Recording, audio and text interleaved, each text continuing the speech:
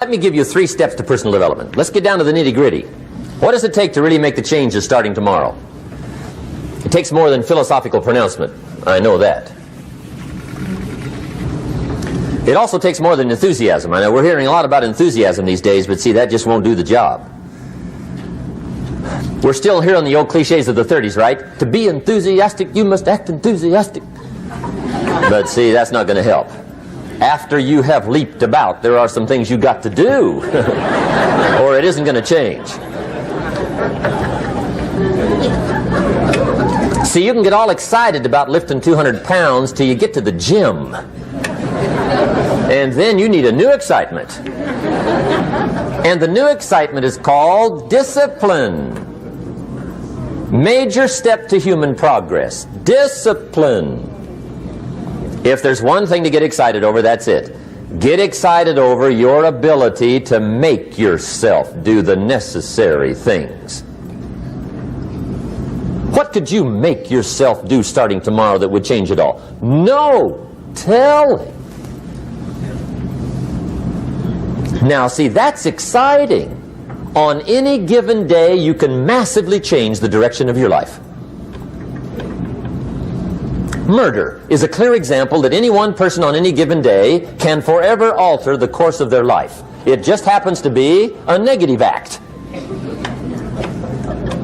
But just as sure as you can commit a negative act, you can also commit a positive act and forever alter your life.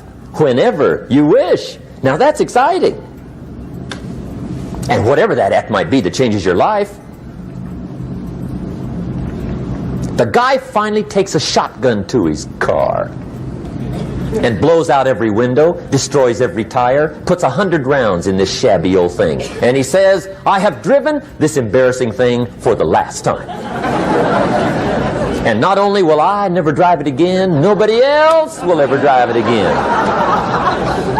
And he lets that shuddering thing stand there for a while as a monument to the day he said, today my life changes. Now who can do that? Anybody. When can you do it? Whatever day you pick.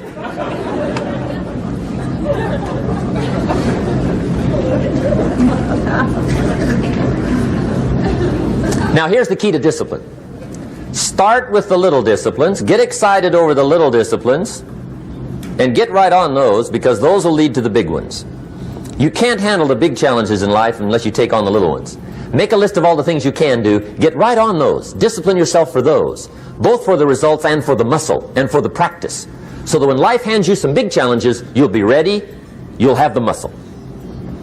But see, if you don't handle the small ones, you can't take care of the big ones. Okay, here's what else it takes for life change. Self-motivation. Key phrase, self-motivation. I don't know why we call it self-motivation. It's really the only kind there is. You've got to motivate yourself. Because I found out you can't change people. They can change themselves, but you can't change them. Lord knows some I've tried. But see, it won't work.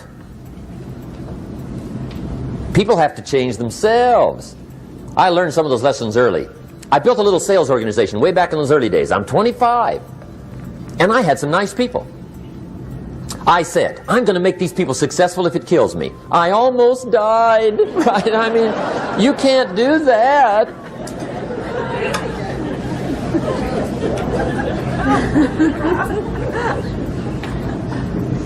See, I've discovered this. Good people are not trained, they're found. You find good people. You don't make them good, you find them good. Training really is for the purpose of finding good people. You don't need much instruction for a good person. Too much training probably means you got the wrong people.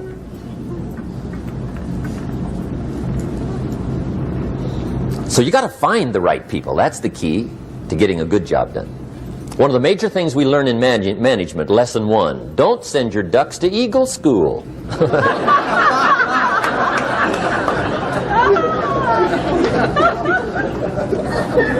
Because it won't help. I mean, I'm telling you, it won't help, no matter how good your school is.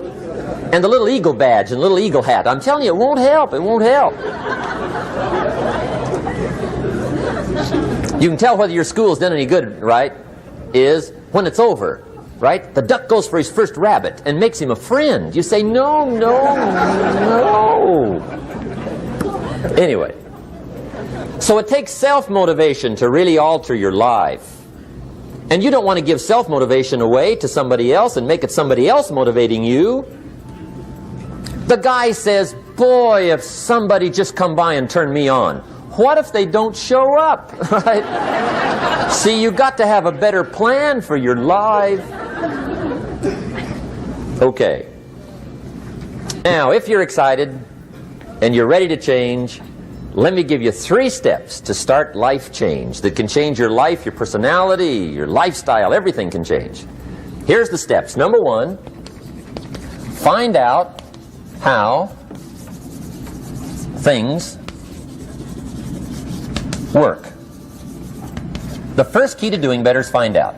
To change your life, really, you need ideas. There isn't anything an idea can't change. And Schoaf taught me the major problem is lack of an idea, not a problem. At first I didn't have any money. I said to Mr. Schoaf, I don't have any money. He said, that's not a problem. Now see, up until then I always thought it was. Right? I was confused. He said, no, no, the problem is lack of an idea on how to create money and wealth. It isn't lack of money, it's lack of ideas. So if you get the ideas, see, you can change anything. Now to get ideas, you need a constant study of finding out. Now, Schoaf also said, when you find out something that works, put the information in your journal. Don't use your head for a filing cabinet. Put it in your journal so that you can do the next best thing. Repetition, repetition, repetition. Go over it.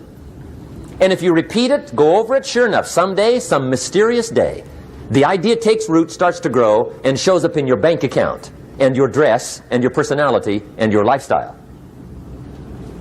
But capture the ideas in your journal. Find out how things work. Schoaf gave me this word for my life change. He said, study. Great word. If you wish to be successful, study success. If you wish to be happy, study happiness. If you wish to be wealthy, study wealth. Don't leave it to chance. Make it a study. Some people just go through the day with their fingers crossed. See, that won't do it. You've got to study the things that can change your economic, social, spiritual, personal life. Now, here's a qualifying phrase. And we'll have several of these qualifying phrases throughout the seminar. Here's the first one.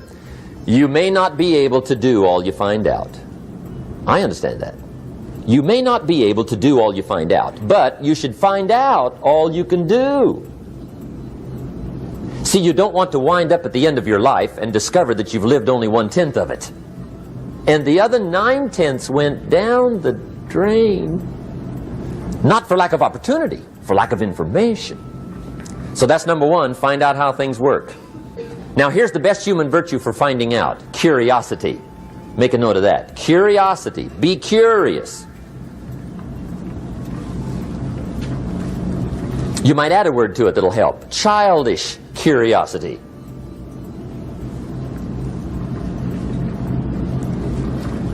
What will kids do if they want to know something bad enough? Bug you. That's the phrase. They can ask 1,000 questions. You think they're through? They got another 1,000. They'll drive you to the brink. It's a virtue. When you gotta know, be like a child. In fact, Jesus, the master teacher, said, unless you can become like little children, you might as well forget it. You don't have a prayer. Excellent advice. You got to be like children. 4 ways, in my opinion, to be like a child. Number 1 is curiosity. Number 2 is excitement. Get excited like a child over your ability to make yourself do anything for change. 3rd is faith. Have faith like a child. Adults are too skeptical. And 4th is trust. Trust is a childish virtue, but the rewards are incredible. So be like a child. Now, if you're curious, let me give you 3 ways to find out how to change anything. Any life direction, any dimension. Here's 3 ways to find out how to change anything. Number 1 is to read. Become a good reader. All of the successful people I know and work with around the world, they're all good readers. Curiosity drives them to read.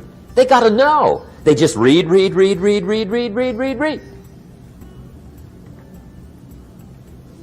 Become a good reader.